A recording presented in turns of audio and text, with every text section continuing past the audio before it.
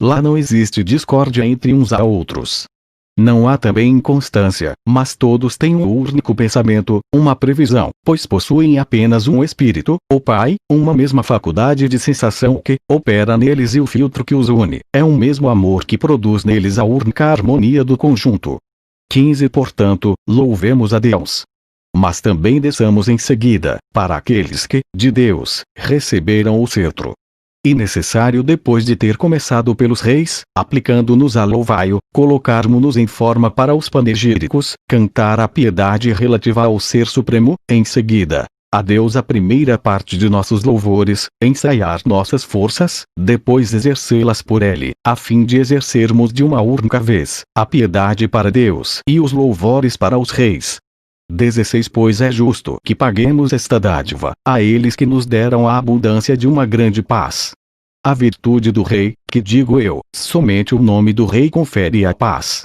Pois o rei, Basileus, recebe este nome porque se apoia em um leve pé, Basileia, sobre o poder supremo e porque é o mestre da palavra que faz a paz e porque nasceu para ostentá-la sobre a realeza dos bárbaros, de sorte que somente o nome do rei é símbolo de paz. E por esta razão que somente o nome do rei é de natureza a fazer recuar o inimigo, imediatamente. Além do que, as próprias imagens do rei são portos de paz para os homens frente às mais fortes tempestades. E somente pela aparição da imagem real foi produzida a vitória e afastado todo o temor e ferimento dos que se encontravam próximos a ela. Discurso da Iniciação ou Asclepios, livro sagrado dedicado a Asclepios por Hermes Trismegistus I e Deus, sim, Deus, o Asclepios, que te guiou até nós para que tomasses parte num colóquio divino, tanto que, e bem dizer, de todos que vivemos até agora, ou dos que nos inspiraram a potência do alto, parecerá pela sua escrupulosa piedade, o mais divino. Se te mostras capaz de compreendê-lo, teu espírito será acumulado de todos os bens, se é que existem muitos bens e não apenas um que os contenha a todos. Pois discerne-se entre um e outro termo uma relação recíproca, tudo depende de um único e esse um é o todo. Estão tão ligados que não se saberia separar um do outro. Mas isto, meu próprio discurso vai te ensinar se o escutas com diligente atenção. Todavia, o Asclepios, o percurso não é longo, vá chamar Tate, para que seja um dos nossos. Assim que entrou, Asclepios propôs a admissão de Amon. Não somos ciosos, disse Trismegistus, a ponto de Amon de nosso grupo, pois eu me recordo, muitos de meus escritos lhe foram dedicados, bem como a Tate, meu filho amantíssimo e caríssimo, muitos de meus tratados de física e uma pluralidade de obras esotéricas. E teu nome, portanto, que eu quero colocar na abertura desse tratado. Não chama mais além de Amon. Um discurso religioso acerca de um grande objeto não deve ser profanado pela presença de um numeroso auditório. E uma impiedade de barra inversa rugar amassam o ensino repleto da majestade divina. Quando Amon entrou no santuário e o fervor dos 4 homens e a presença de Deus preencheram esse santo lugar, assim que, no silêncio conveniente, todos os espíritos e todos os corações estavam presos com veneração aos lábios de Hermes, o divino Cupido começou nestes termos. 2 O Asclepios. Toda a alma humana é imortal, mas não são todas do mesmo modo. Diferem segundo o modo e o tempo. Não é, então, verdadeiro, ó Trismegistus, que todas as almas sejam da mesma qualidade? Deixaste rapidamente de seguir, ó Asclepios, a verdadeira sequência do raciocínio. Não disse eu que tudo é um e que o um é o todo, porque as coisas existiram no Criador antes que as criasse? E não foi sem razão que o chamaram todo, e ele de quem as coisas são membros. Tenha cuidado de lembrar-te, ao longo de todo esse discurso, daquele que sozinho é tudo ou que é um criador de tudo. Tudo desce do céu sobre a terra, na água e no ar. Do fogo, somente o que tende de baixo para o alto é vivificante. O que tende para baixo é subordinado ao que sobe. Mas tudo o que desce do alto é gerador. Tudo que se exala para o alto é nutridor. A terra que é a única que permanece em repouso em seu lugar, é o recepúculo das coisas, recebem-se todos os gêneros e, de novo, faz com que apareçam. Aí exula o todo que, como te recordas, contém tudo e é tudo. A alma e a matéria são abraçadas pela natureza e são postas em movimento por ela, com uma tal diversidade no aspecto multiforme de tudo que toma forma que aí se reconhece um número infinito de espécies que, embora distintas pela diferença de suas qualidades, são todavia urnas de uma maneira que o todo parece um e que de um tudo parece ter saído. 3. Ora, os elementos graças aos quais a matéria inteira tomou forma, são em número de 4: fogo, água, terra, ar. Um mundo, uma alma, um Deus. Agora, atente inteiramente ao que vou dizer, com toda a força da tua inteligência, toda a firmeza de teu espírito. Pois a doutrina da divindade, que exige para ser conhecida uma aplicação do intelecto que só pode provir de Deus, parece bastante com um rio torrencial que se precipita do alto como uma impetuosidade, que exige a atenção, não somente daquele que mas também daquele que fala. O céu, Deus perceptível aos sentidos, governa os corpos, cujo crescimento e declínio a cargo do sol e da lua. O céu por sua vez, a alma, e todos os seres do mundo, são regidos por aquele que os criou, Deus. Ora, desses corpos celestes, todos igualmente regidos por Deus, expandem-se contínuos eflúvios através do mundo e através da alma de todos os gêneros e dos indivíduos, de um lado e o outro da natureza. Todavia a matéria foi preparada por Deus para ser o receptáculo das formas sensíveis de toda a aparência e a natureza imprimindo as formas sensíveis na matéria por meio dos 4 elementos, prolonga até o céu e série de séries para que agradem aos olhares divinos. 4. Ora, todos os seres dependentes dos corpos do alto, distribuem-se em formas sensíveis da forma que vou dizer. Os indivíduos de cada gênero seguem forma de seu gênero, de forma que o gênero seja o todo, o indivíduo uma parte do gênero. Desta forma, o gênero dos deuses produzirá os indivíduos deuses. O gênero dos daimons e similarmente os dos humanos, bem como o dos pássaros e de todos os seres contidos pelo mundo, engendram indivíduos que lhes são semelhantes. Existe um outro gênero de viventes, sem a alma, para dizer a verdade, mas não sem faculdades sensitivas, de modo que os bons tratos os fazem crescer e os maus decrescer e perecer. Entendo por isso todos os seres que tomam vida na terra pelo bom das raízes e do caule, desse gênero de seres, os indivíduos dispersos por toda a terra.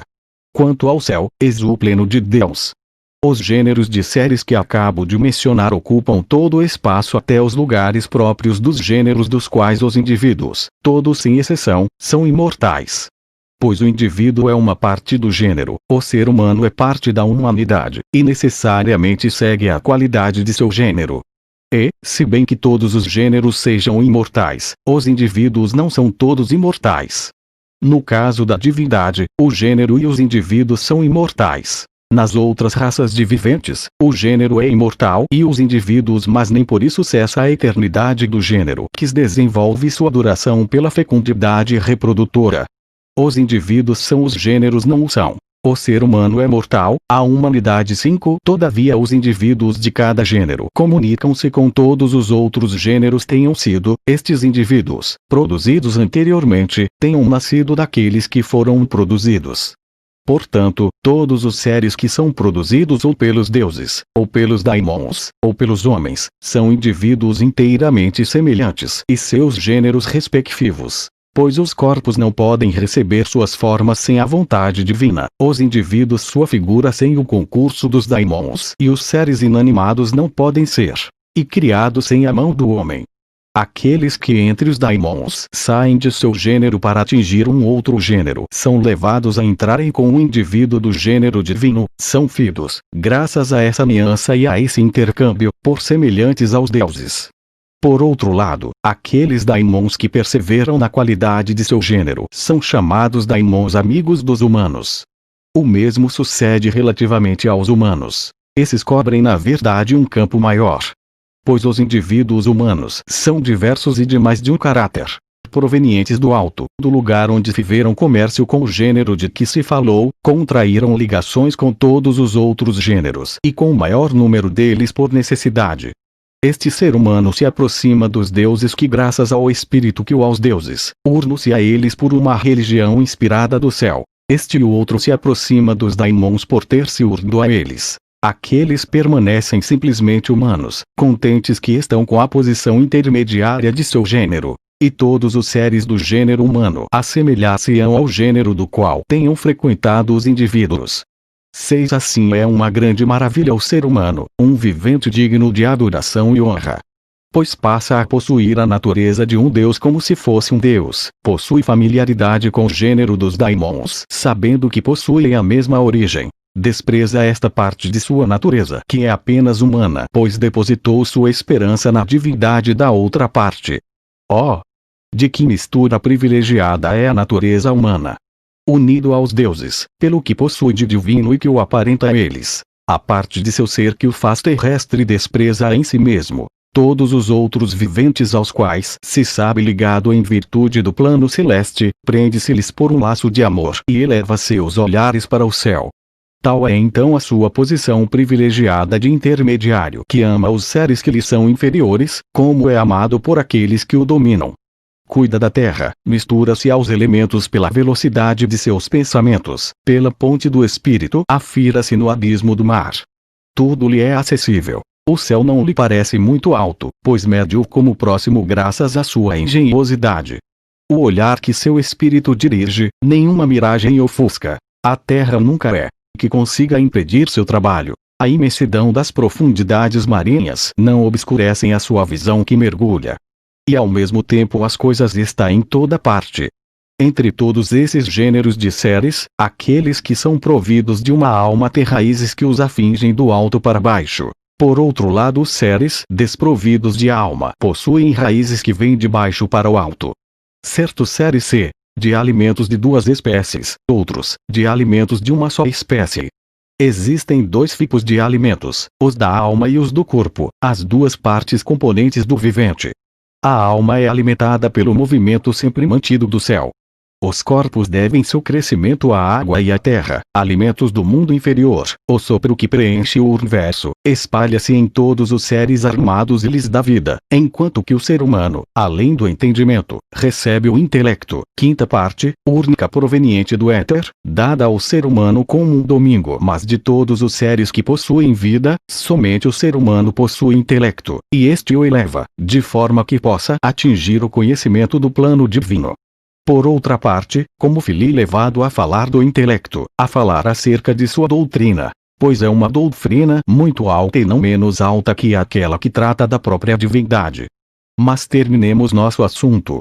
7 Falei desde o início desta união com os deuses, da qual são seres humanos os únicos a fruir pelo favor dos mesmos. Referi-me a esses dentre os humanos que obtiveram a felicidade suprema de adquirir faculdade divina da intelecção, este intelecto mais divino que existe somente em Deus e no entendimento humano. Ó Trismegistos, o intelecto não é de mesma qualidade em todos os homens. Não, ó Asclépios, nem todos afingiram o verdadeiro conhecimento, mas, em seu cego impulso, sem nada ter visto da verdadeira natureza das coisas, deixam-se arrastar por uma ilusão que cria malícia nas almas e faz cair o melhor dos viventes até a natureza daí a condição dos brutos. Mas o que se refere ao intelecto e sujeitos conexos, será tratado completamente quando vos falarei do sopro. Único entre os viventes, o ser humano é duplo, e uma das partes que o compõem é simples, aquela que os gregos chamam de essencial, e nós, formada à semelhança de Deus. A outra parte é quádrupla, aquela que os gregos chamam material e nós, terrestre.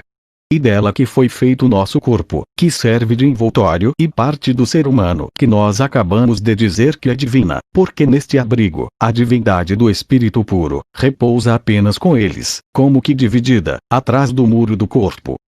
Porque foi necessário, ó Trismegistos, que o ser humano fosse, na matéria em lugar de viver na felicidade suprema na região onde Deus habita. Eis uma boa questão, Asclépios, e peço a Deus que me dê os meios de respondi-la. Pois se tudo depende disso, essas discussões sobre o todo supremo, esse todo que faz o objeto de nossa pesquisa atua, sobretudo. 8 Escuta então, ó Asclépios.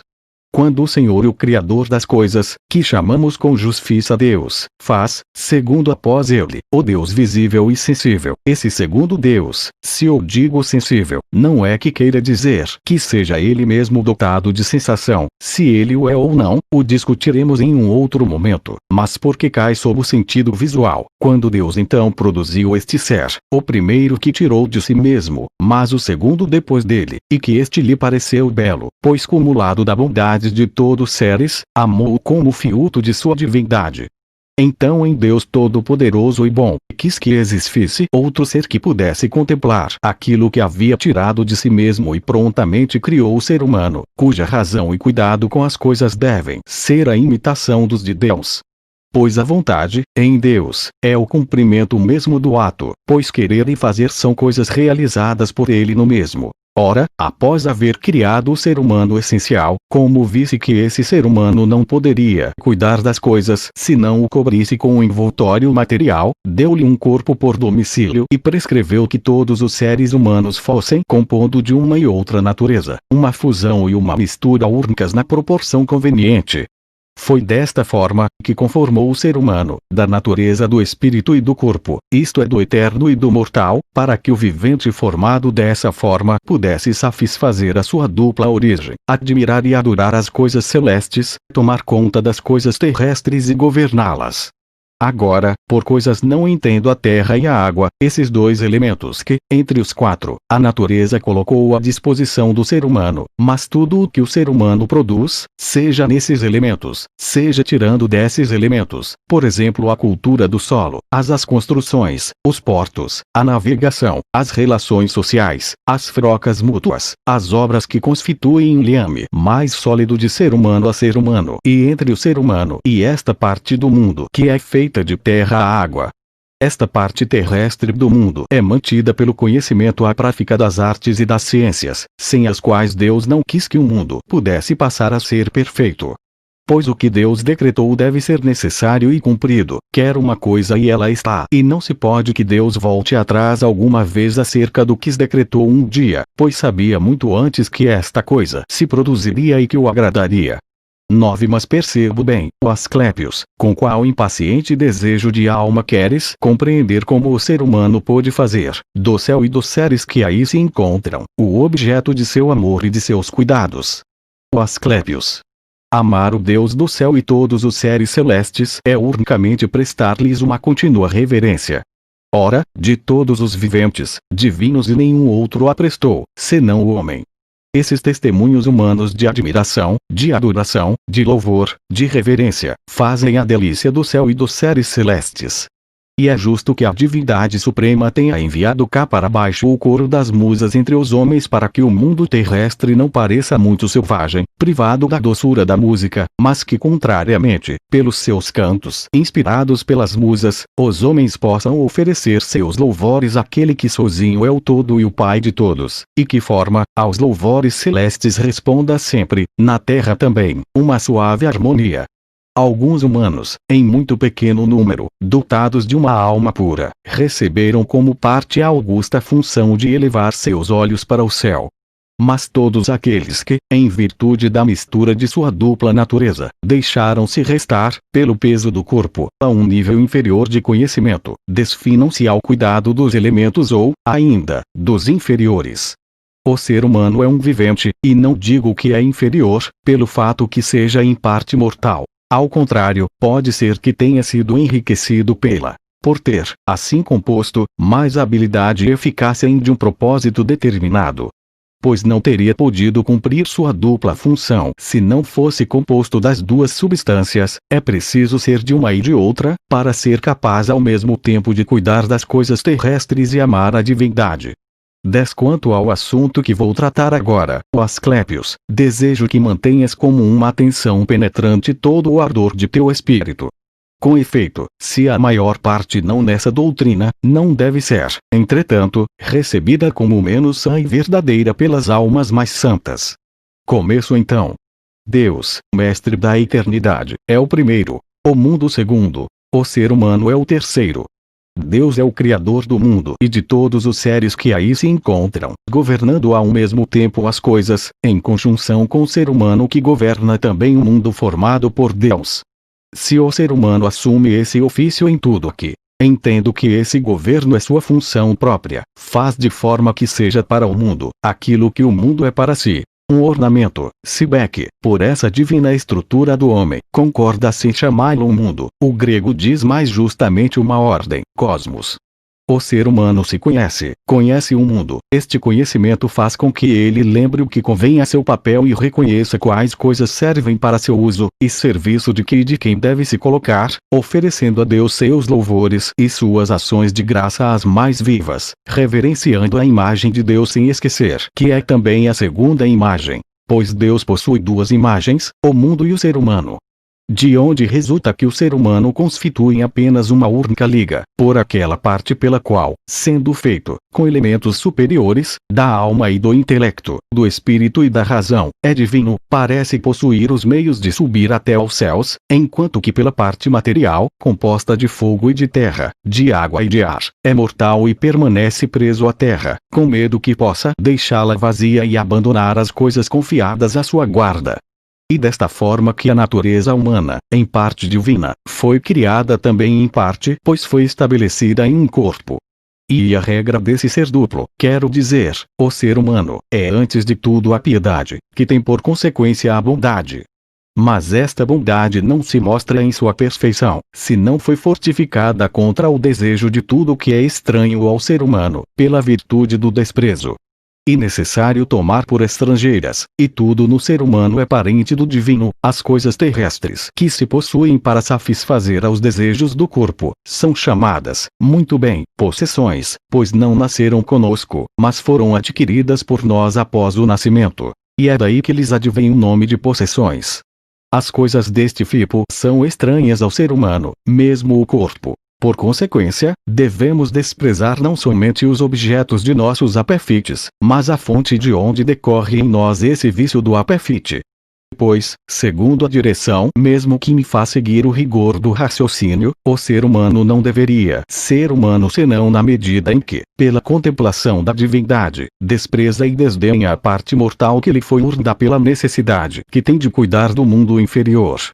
Com efeito, para que o ser humano seja completo em cada uma de suas partes, observa que foi em cada uma delas 4 elementos principais: as mãos e os pés que fazem respectivamente 2 pares e que, com os outros membros corporais, lhe permitem estar ao serviço da parte inferior, isto é, terrestre, do mundo. E da outra parte estas 4 faculdades, o espírito, o intelecto, a memória e a previdência, graças às quais conhece as coisas divinas e as contempla.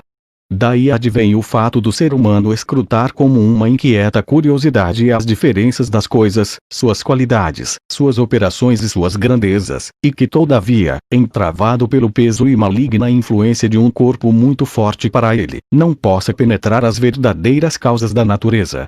Assim, este ser humano feito desta forma, que recebeu do Deus Supremo o encargo desse serviço a esse culto, se vela pela ordem do mundo através de um trabalho bem ordenado, se honra a Deus piedosamente, se obedece de maneira digna e conveniente a de Deus nas tarefas que lhe foram confiadas. Um humano assim, que recompensa deverá receber? Pois, por ser o mundo obra de Deus, o que com diligência conserva e aumenta a beleza do mundo coopera com a vontade de Deus, posto que emprega seu corpo e consagra todo dia seu trabalho e seus desvelos a adornar a beleza que Deus criou como uma intenção divina. Ou recompensa deverá receber, a não ser aquela que receberam nossos pais maiores e que, em nossas mais ferventes súplicas, desejamos receber um dia de maneira análoga, se assim o quiser a divina, isto é, uma vez concluído nosso serviço, exonerados da vigilância do mundo material e livres dos laços da natureza mortal, Deus nos reconduza, puros e santos, à condição normal da parte superior de nós mesmos que é divina. 12. O que dizes é justo e verdadeiro, ó Trismegistus. Tal é com efeito a recompensa que aguarda aos que levam uma vida de piedade para com Deus e de atento cuidado com o mundo. Em contrapartida, os que tenham vivido no mal e na impiedade, além de sentir que o retorno ao céu lhes é negado, são condenados a passar a corpos de outra espécie em virtude de uma migração vergonhosa, indigna da santidade do espírito. Segundo a marcha que segue teu discurso, ó Trismegistus, relativamente à esperança da imortalidade futura, as almas correm grande perigo nesta vida terrestre. Porém isto para uns parece algo inacreditável, para outros algo fabuloso, para outros inclusive, algo ridículo. Pois, que coisa doce é com efeito, nesta vida corporal, o gozo proveniente dos bens possuídos.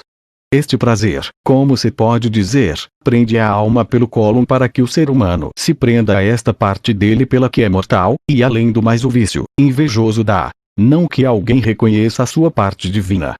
Posso afirmar-te, como profecia, depois de nós, já não haverá amor sincero à filosofia, a qual consiste no único desejo de melhor conhecer a divindade por meio de uma contemplação habitual e uma santa piedade. Pois muitos já a estão corrompendo de inúmeras maneiras. De qualquer maneira a fazem incompreensível e de que forma a corrompem de inúmeras maneiras. 13. Da seguinte maneira, os asclépios, através de um trabalho cheio de astúcia, misturam-na com diversas ciências ininteligíveis, a fifrnéfica, a música, e a geometria. Porém a filosofia pura, aquela que depende apenas da piedade relativa a Deus, não deve se preocupar com as outras ciências, a não ser para admirar o retorno dos astros à sua posição primitiva, suas posições pré-determinadas e o curso de suas revoluções obedecendo à lei dos números para, por meio do conhecimento das dimensões, das qualidades, das quantidades da terra, das profundezas do mar, da força do fogo, das operações e da natureza dessas coisas, sentir-se levada a admirar, adorar e bendizer a arte e a inteligência de Deus. A formação musical confere apenas o conhecimento de como se ordena este conjunto do universo a que plano divino distribuiu as coisas. Pois esta ordem, em que as coisas foram reunidas em um mesmo todo por uma razão de artistas, produzirá uma espécie de concerto, suave e verdadeiro, com uma música divina. 14. Desta forma, os humanos que virão depois de nós, enganados pela astúcia dos sofistas, deixar-se-ão apartar da verdadeira, pura e santa filosofia. Adorar a divindade com um coração e uma alma simples, venerar as obras de Deus, louvar a vontade divina que é a única, plena de bem, é a filosofia não maculada por nenhuma maligna curiosidade do espírito. Mas isto é o suficiente quanto a esse tratado. Comecemos a falar do sopro ou pneuma e de outros temas semelhantes. NT.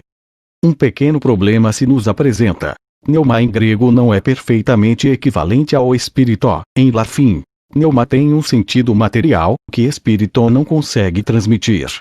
E conveniente ter isto em mente no decurso deste tratado. No princípio existia Deus e Ele, que é a forma pela qual os gregos designam a matéria, NT. Observe-se que aqui vale a advertência anterior ao pneuma, mas com os pés para cima, isto é, ele tem um sentido abstrato que matéria não consegue transmitir. O sopro com a matéria, ou melhor estava na matéria, porém não da mesma maneira que em Deus, ou que estavam em Deus os princípios de onde o mundo firou suas origens. Pois se as coisas não possuíam ainda a existência, posto que não haviam sido produzidas, nem por isso existiam menos naquilo de que deveriam nascer. Pois carente de geração não se diz somente das coisas que ainda não foram produzidas, mas das coisas que não possuem o poder de engendrar, de modo que delas nada pode nascer. Todos os seres que possuem em si a faculdade natural de engendrar são, por este mesmo fato, capazes de engendrar. E deles pode nascer alguma coisa, mesmo no caso de terem nascido de si mesmos, pois ninguém duvida do fato de que dos seres que nascem de si mesmos, possam nascer facilmente os princípios de onde as coisas firam sua origem. Consequentemente, Deus, que existe sempre, Deus eterno, não pode ser engendrado nem o poderia ter sido, e, foi e sempre será. Esta é, portanto, a natureza de Deus, que saiu de si mesmo. Enquanto a natureza material e o sopro, por mais evidentemente que sejam não engendrados desde o princípio, têm em si o poder e a faculdade natural de nascer e de engendrar. Pois o princípio da geração é uma das propriedades da matéria. Esta possui em si mesma o poder e a capacidade fundamental de conceber e dar à luz. E pois capaz de engendrar por si só, sem o concurso de nenhum elemento estranho.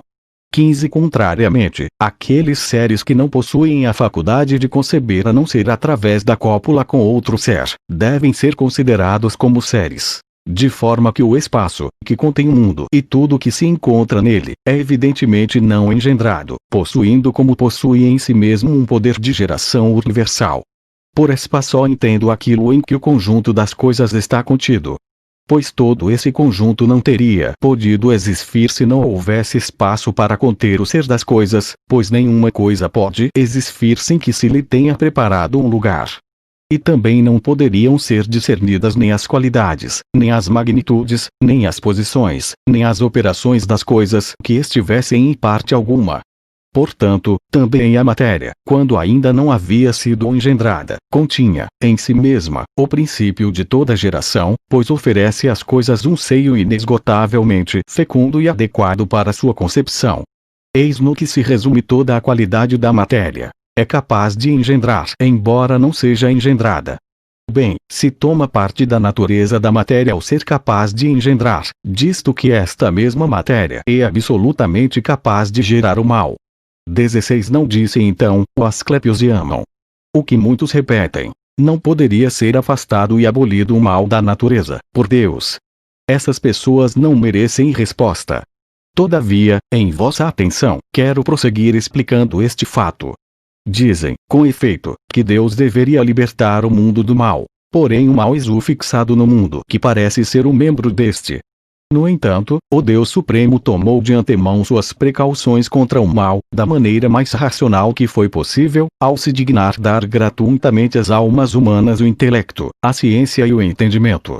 Por meio destas faculdades, graças às quais nos elevamos acima de todos os seres viventes e somente por elas, podemos escapar às armadilhas, aos ardis e às corrupções do mal. Se o ser humano pode evitar tudo isto ao primeiro olhar, antes de ter se envolvido totalmente, deve-o a estas muralhas ou defesas que lhe foram, pela sabedoria e prudência divina, pois toda a ciência humana tem seu fundamento na soberana vontade de Deus. Relativamente ao sopro, é ele que procura e mantém a vida em todos os seres do mundo, o qual obedece, como um órgão ou máquina ou instrumento, à vontade do Deus Supremo. Estas explicações são suficientes para nosso intento.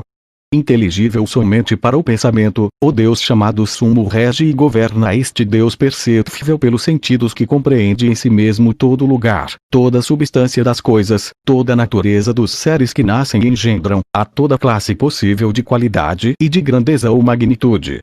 17. O sopro é que move e dirige todas as formas sensíveis contidas no mundo, cada uma segundo a natureza própria que Deus lhe haja conferido. Enquanto a matéria é o receptáculo das coisas, em que todos os seres estão em movimento, formando uma massa compacta. Estes são governados por Deus, que dispensa a cada um dos seres o que lhe é necessário. E Deus preenche as coisas de sopro, inalando em cada um deles segundo a medida de sua capacidade natural.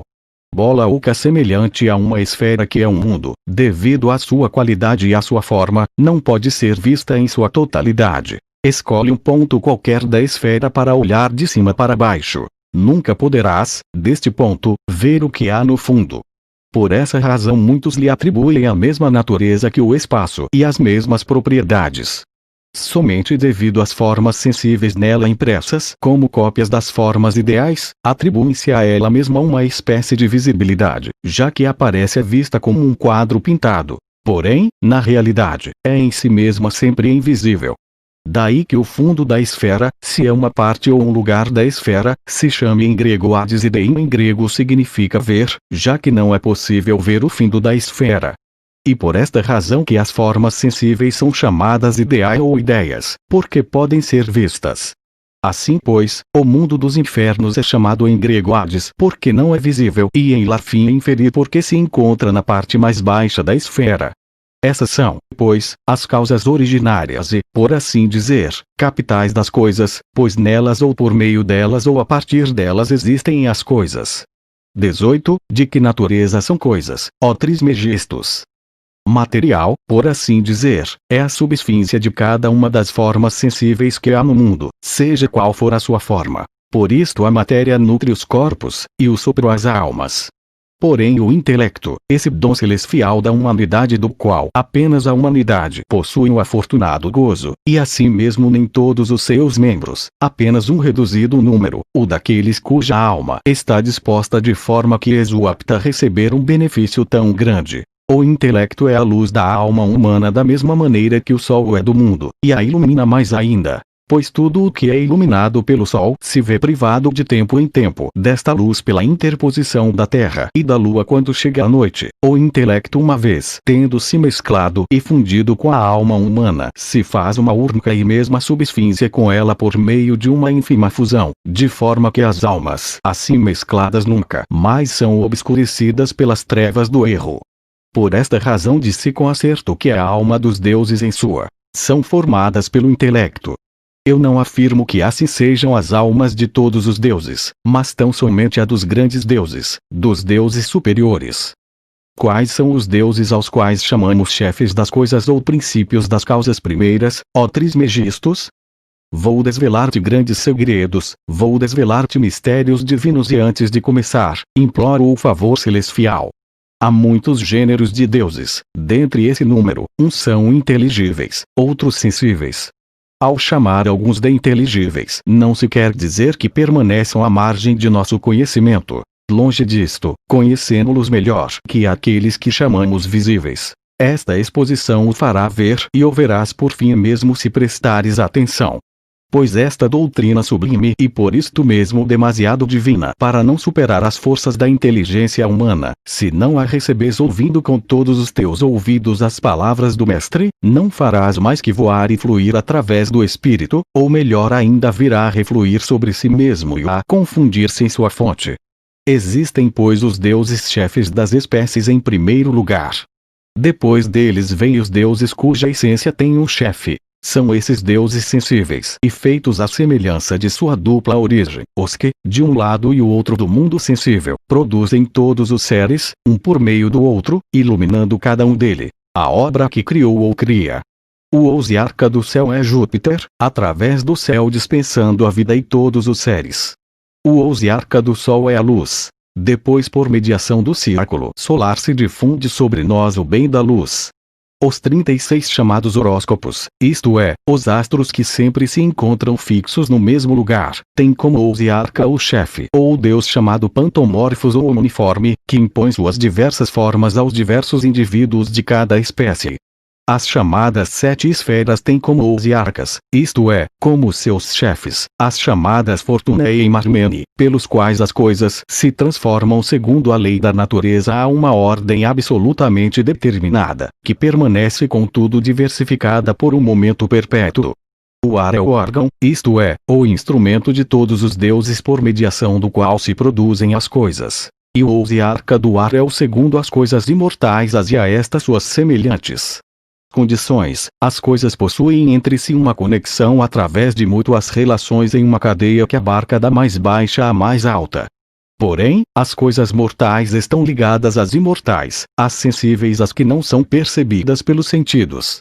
Enquanto o conjunto da criação obedece a este governador supremo que é o Senhor, de forma que compõe não uma multiplicidade mas uma unidade.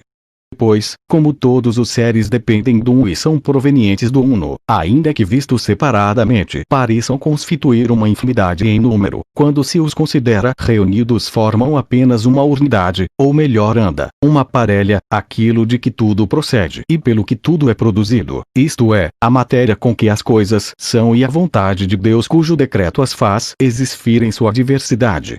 20. E qual é esta doutrina, ó Trismegistos? A seguinte, Asclépios.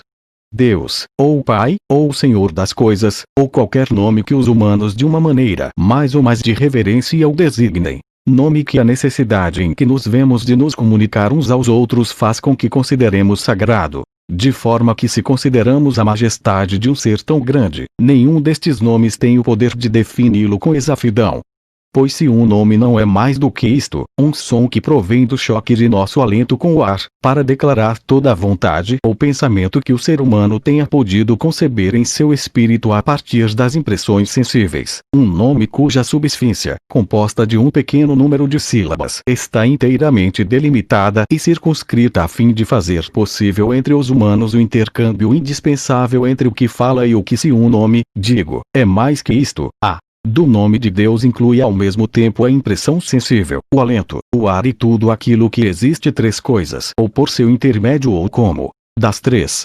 Bem, não há nenhuma esperança de que o Criador da majestade do todo, o Pai e o Senhor de todos os seres, possa ser designado por meio de um único nome, nem sequer composto de uma pluralidade de nomes. Deus não tem nome ou melhor ainda, possui todos, posto que é ao mesmo tempo um e todo, de modo que é preciso ou designar as coisas com seu nome ou então dar-lhe um nome das coisas. Deus, portanto, que é as coisas por si só, infinitamente repleto da fecundidade dos dois sexos, preenche pela sua própria vontade, sempre, dá à luz e tudo o que tenha planejado ou decidido procriar. A sua vontade é, inteiramente, bondade. E essa bondade que existe também em todos os seres saiu naturalmente da divindade de Deus, para que os seres sejam como são e como têm sido e para que todos os seres que tenham que existir na sequência procurem, de maneira adequada, a faculdade de reproduzir-se. Seja-te, pois, desvelada nestes termos, o Asclépios, a doutrina acerca das causas e o modo de produção dos seres. 21. Dizes então, ó Trismegistos, que Deus possui os dois sexos. Sim, Asclépios, e não somente Deus, mas todos os seres armados e inanimados. Não é possível que nenhum dos seres que exista seja infecundo, pois caso se refere à fecundidade de todos os seres que existem neste momento, as raças atuais não poderão durar para sempre. De minha parte declaro que também é na natureza dos seres o sentir e o engendrar e digo que o mundo possui em si mesmo a capacidade de engendrar e que conserva todas as raças que uma vez tenham vindo a ser. Porque um e outro sexos cheios de força procriadora e a união destes dois sexos ou melhor, sua unificação, que pode ser denominada corretamente Eros ou Vênus ou as duas coisas ao mesmo tempo, é algo incompreensível para o entendimento.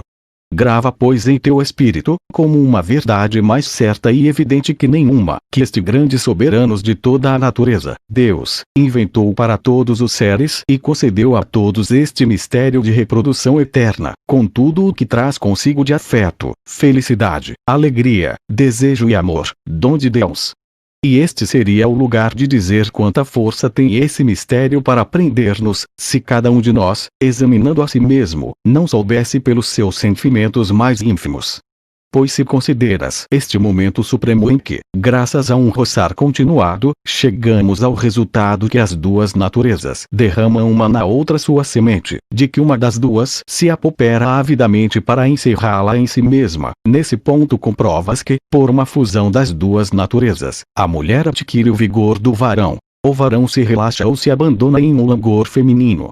Por isto o ato desse mistério, por muito doce e necessário que pareça, se realiza em segredo para que as zombarias do fogo ignorante não fizessem corar a divindade, que se manifesta em uma e outra natureza nessa fusão dos sexos, particularmente quando se o expõe aos olhos dos ímpios. 22 Pois os homens piedosos não são numerosos, tão pouco numerosos que seria possível contá-los em todo o universo. Bem, se na grande maioria persiste a malícia, é porque carece de sabedoria e conhecimento do conjunto das coisas.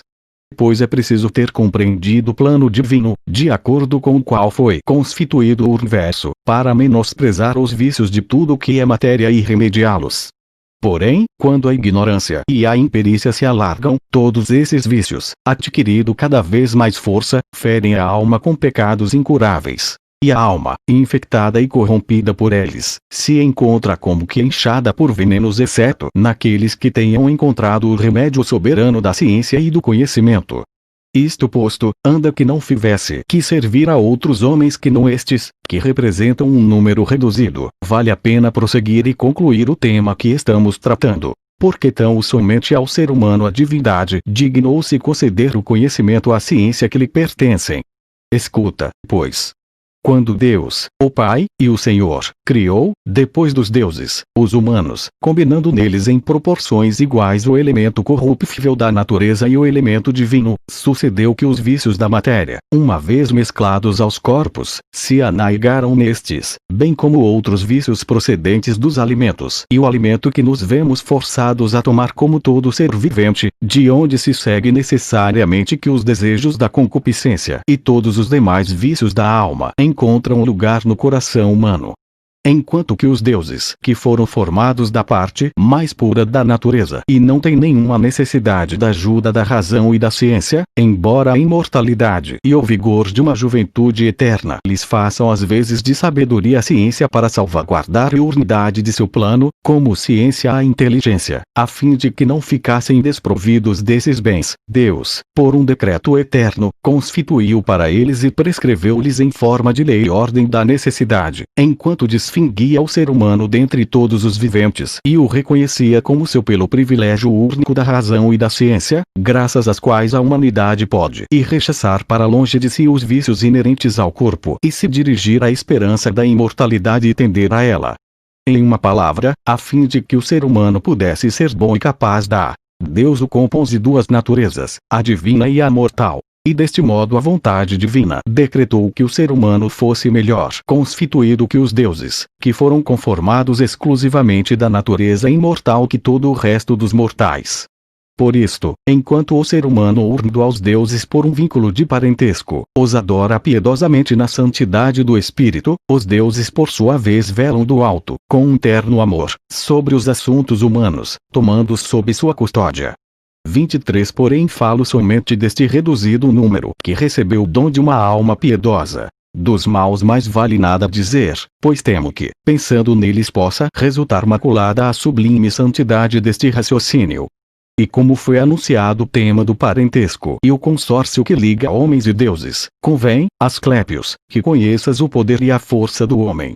Do mesmo modo que o Senhor ou o Pai ou, para dar-lhe seu nome mais alto, Deus, é o Criador dos deuses, do céu, também o ser humano é o autor dos deuses, que residem nos templos e que encontram satisfação na vizinhança dos humanos. Não somente recebe a luz, como a dá por sua vez, não somente avança para Deus, mas também cria deuses.